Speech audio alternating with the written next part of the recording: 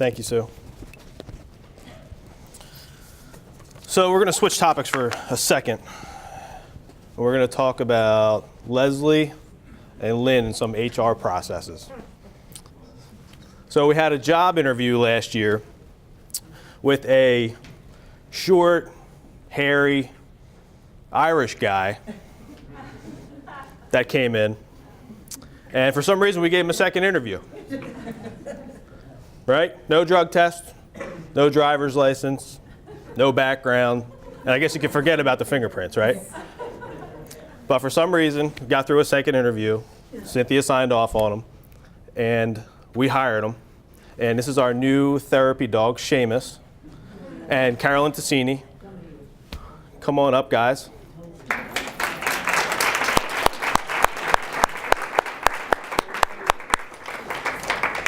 Carolyn is our therapy supervisor for South Jersey, and the owner of Seamus. Come on up. I got to clip this on you for some reason. I know I'm a wanderer, though, so. Well, don't wander too far. Oh, I'm not allowed to wander too far. No.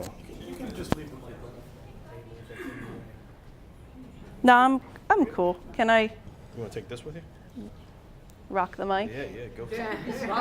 Is that like when you're done, you just hold it and drop? I've seen that on some TV shows. I'll give Shay. you slack. I'll start to reel you in. Okay, I won't go too far. I'll just stay here. Shay, sit. So most importantly, this is Seamus, and I am his companion, Carolyn. And so I'll tell you a little bit about Seamus. So we joined Bancroft in early December of 2014. So we've been here not very long.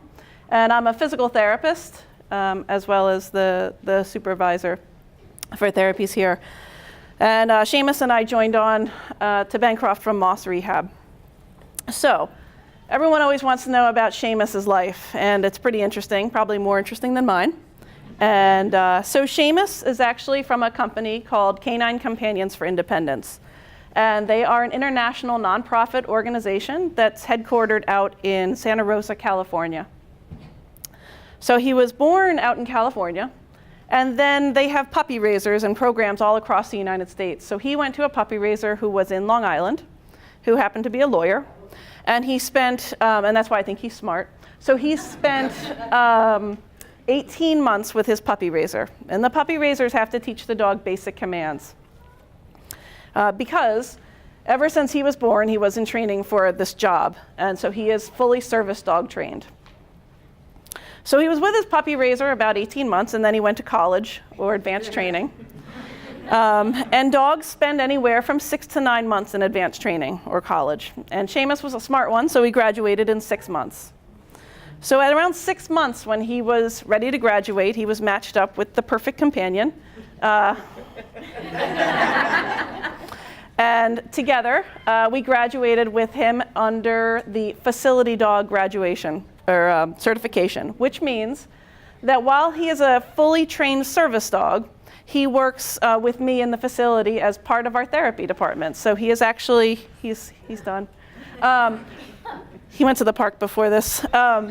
So he's actually, we use him as a modality in therapy. So different than maybe pet therapy where the dog is there just for petting and love, which he is there for that. He's also a goal. And so instead of asking someone to reach for a cone, I can ask them to reach for him. Or instead of asking them to walk around in a circle for 5 minutes, I can give them him, which is makes the chore a little bit easier.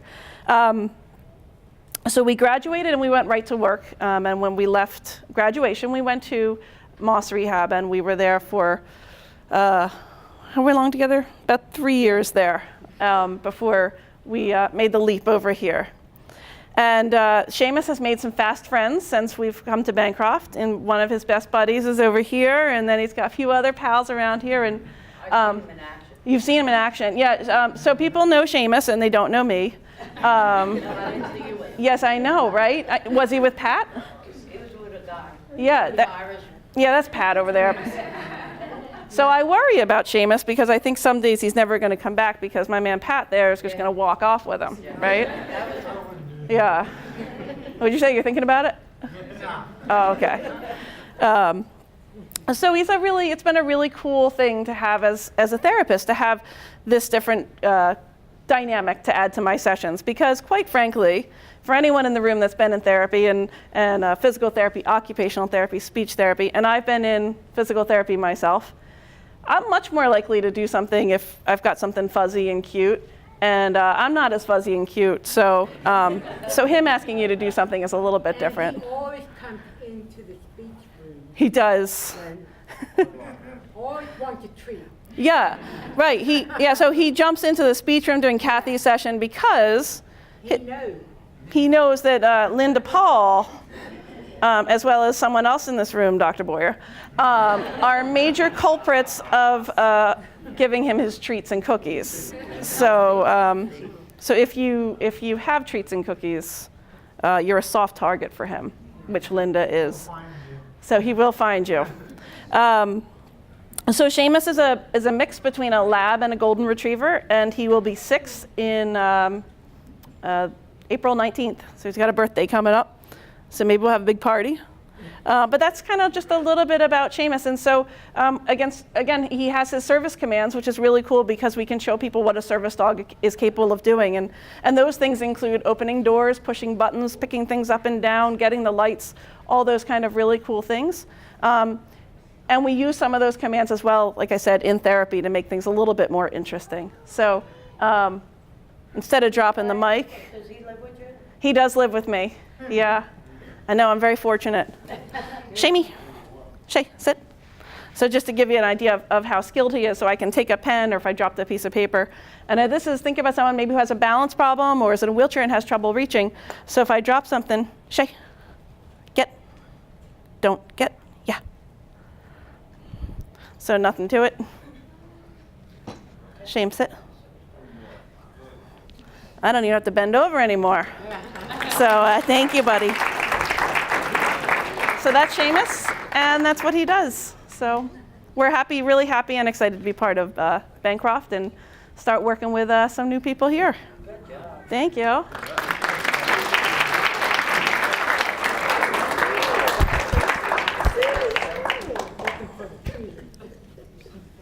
Thank you.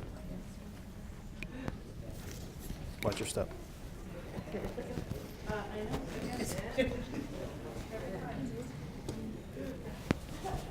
So I guess it turned out to be a good hire anyway. 50% of it. Yes. Next, I'd like to welcome up Doug and Pam Wallenhurst. Pam's going to come up first and speak about their experiences. I hear they have a very, very unique story to tell, and she's going to share it with us. Thank you for taking your time, guys, to come out here today. Much appreciated. Thank you.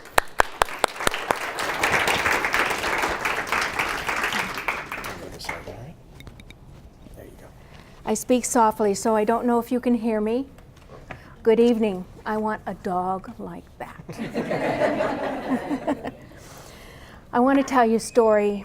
Everyone's story is compelling, and something happened to us. My husband was not acting right for a while, a couple years ago, and he started changing. Our whole family started noticing subtle changes, things that maybe you wouldn't do every day, or problems that he was having, finishing things. So hard to identify, and according to him, he was tired all the time and he felt like he was sick, but he didn't have any identifiable illness. We went to the doctor tested him. There was nothing to find. He maybe during that 2 years had a urinary tract infection.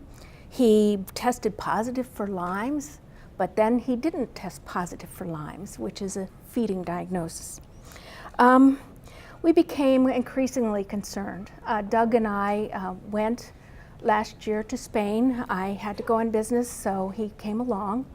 During that time, he was very confused and more or less needed to have direction all the time. So when he came home, actually, his son had to pick him up, and he got lost in the airport. So my son had a very difficult time finding him. We asked him at that time not to go back to work, to let us find out what was the matter with him. And he was having frequent angry outbursts, and he was becoming denyingly that he didn't have any problems, that everything was okay. He wanted to go to work. He didn't want us to interfere with his life. He wanted to be independent. One day, he went to work, and his work called, and they said to me, "Something is the matter with Doug. Would you please come and get him?" So I left what I was doing and went to pick him up at work. When I got there, he was in a room with the managers, and I could tell he was confused, he was angry, he didn't understand what was going on. He was having a problem communicating. So he kept saying, "Take me home, take me home." And instead we called the ambulance and we took him to the hospital. We went to Burlington County Hospital, Virtua now.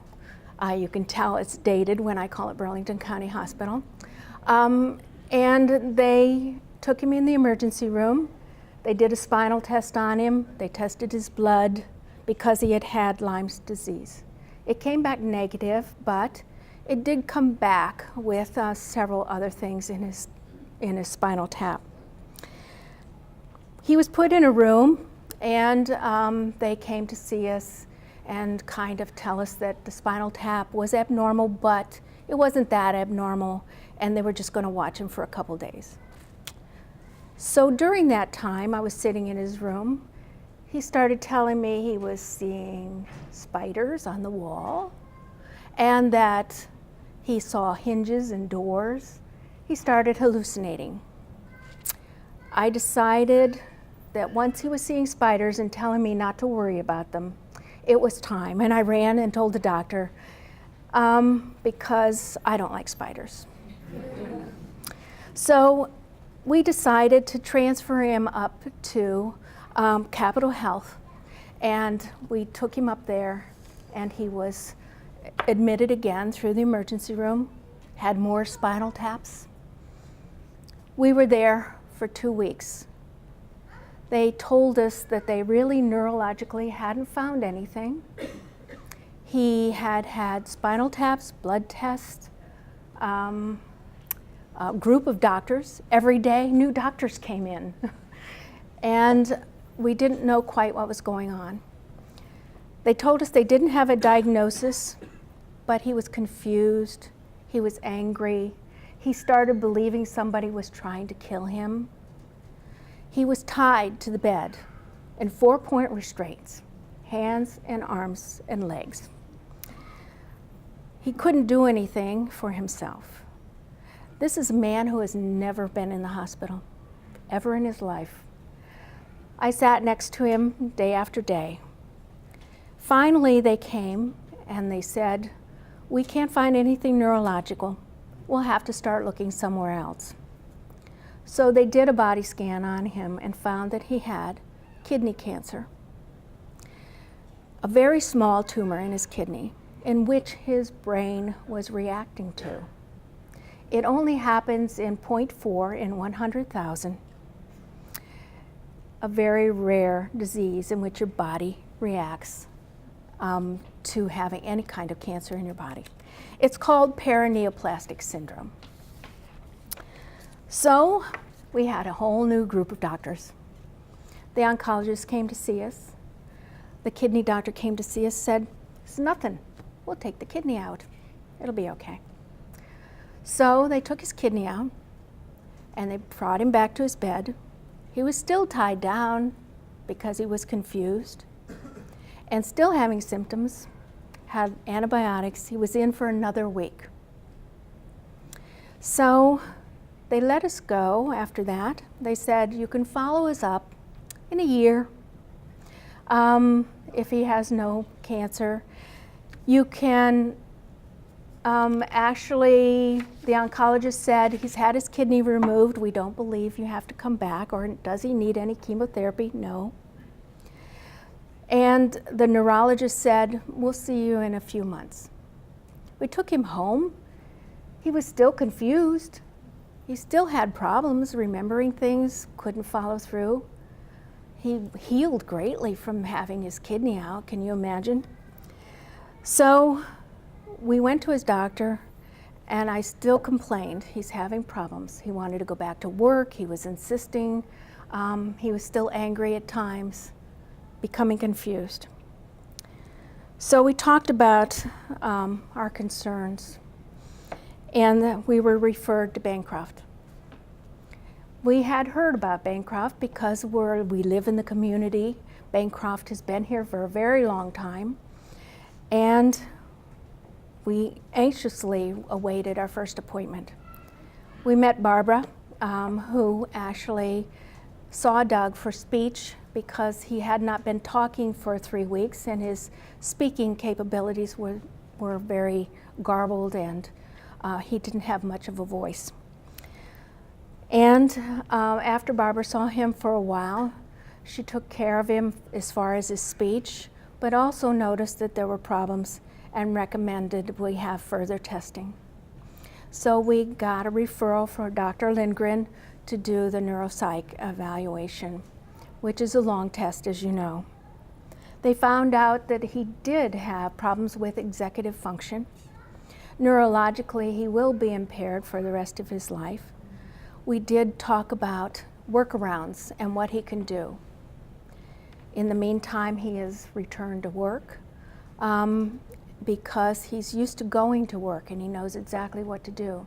But things at home he's not able to follow through on. He's not able to complete jobs or do tasks from beginning to end.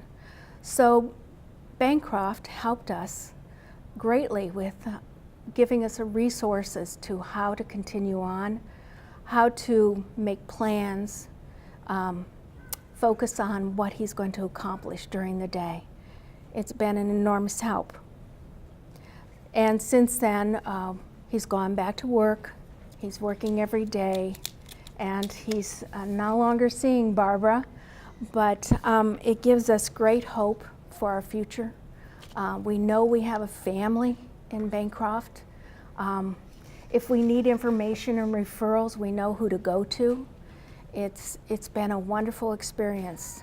We're not finished, but we look forward to our long future and continuing on as a family.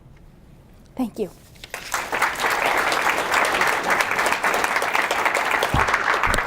Okay, that's it. Thank you. Doug?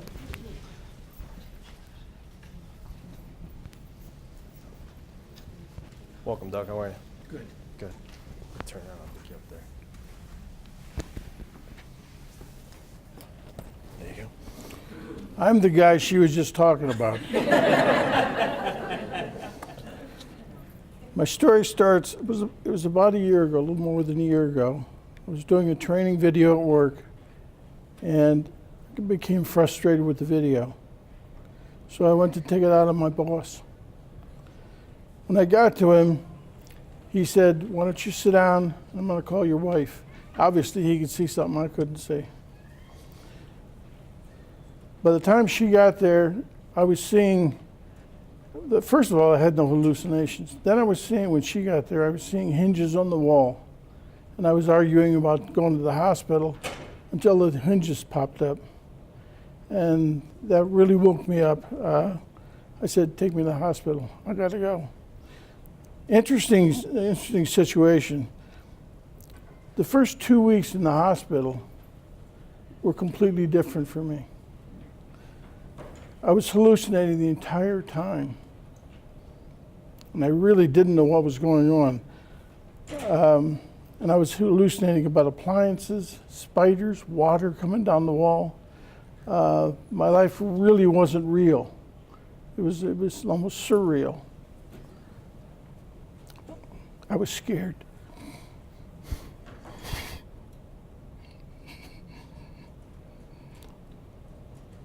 The one thing this has left me is very emotional, so bear with me. I was told, excuse me.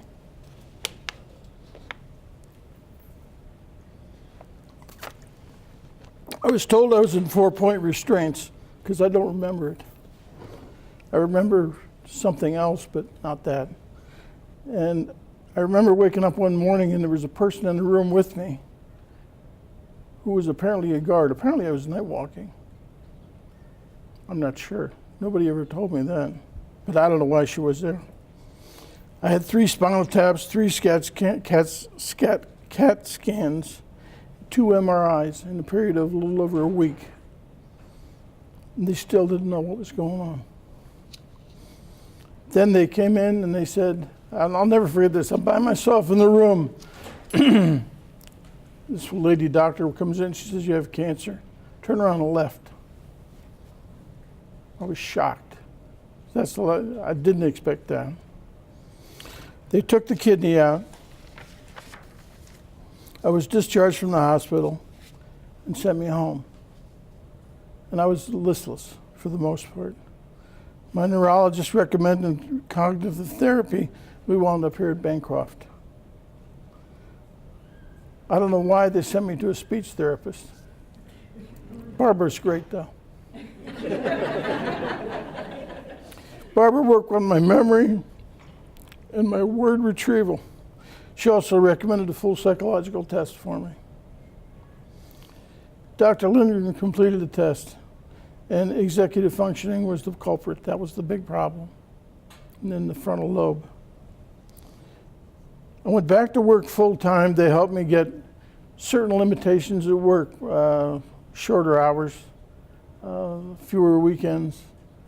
And it was well taken by me, because I don't know if you're familiar with the Home Depot, but they have nasty schedules.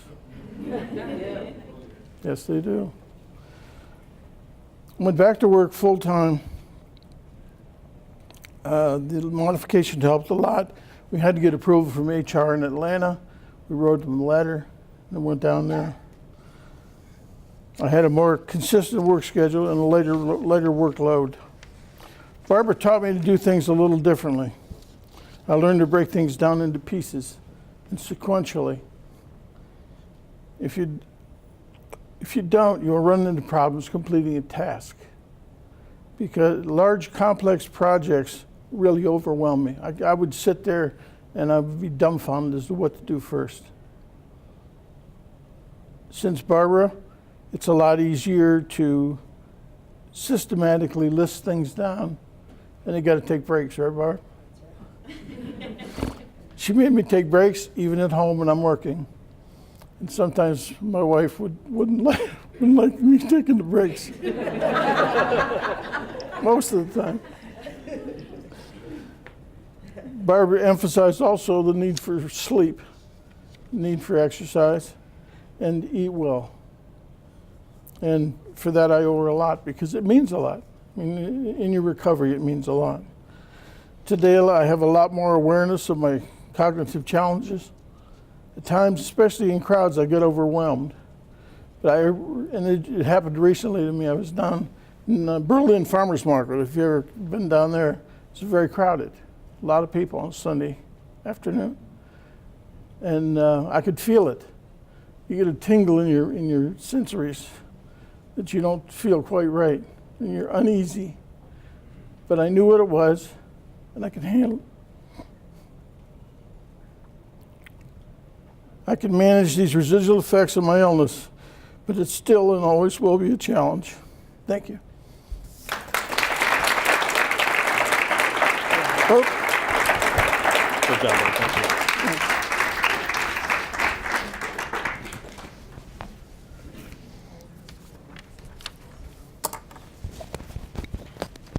Thank you, Doug. Thanks, Pam. Appreciate it. Well done. Thanks for sharing. So, any sailors in the house? Come on up if you would, Dwayne. So we have Dwayne Wong he came from our VA pilot program, didn't he? Been here for a few years with us, living at St. Vincent over in Cherry Hill. A great little house, or a big house.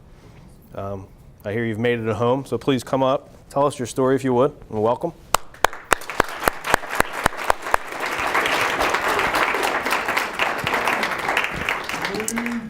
Barbara Goodman, our speech therapist, is going to come up and go through this with Dwayne. Thanks, Barb. Thanks, Barb. Thanks, Barb.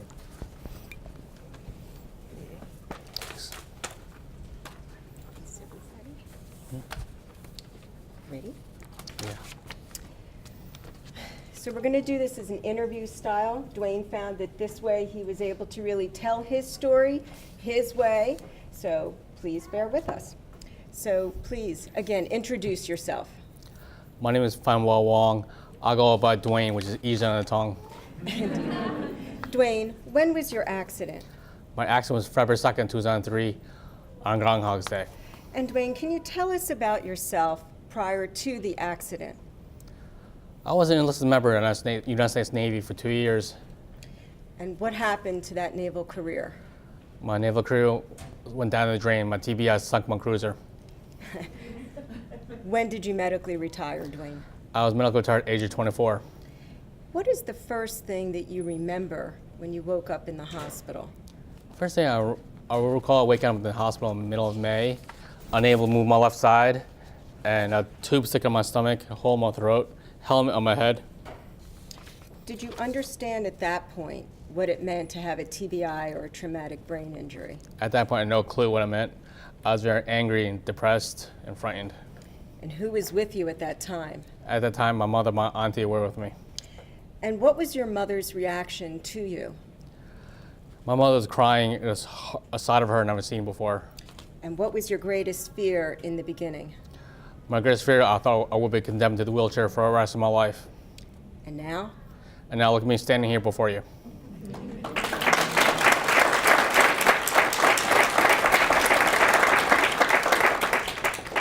Can you speak about your first rehab experience? Where were you? First place was in Richmond, Virginia. And then? And then I was transferred 3 different nursing homes afterwards in New Jersey. And during that time, your migraines returned. What was that like? Unfortunately, my migraines have returned with a vengeance. All the narcotics I took didn't touch the pain.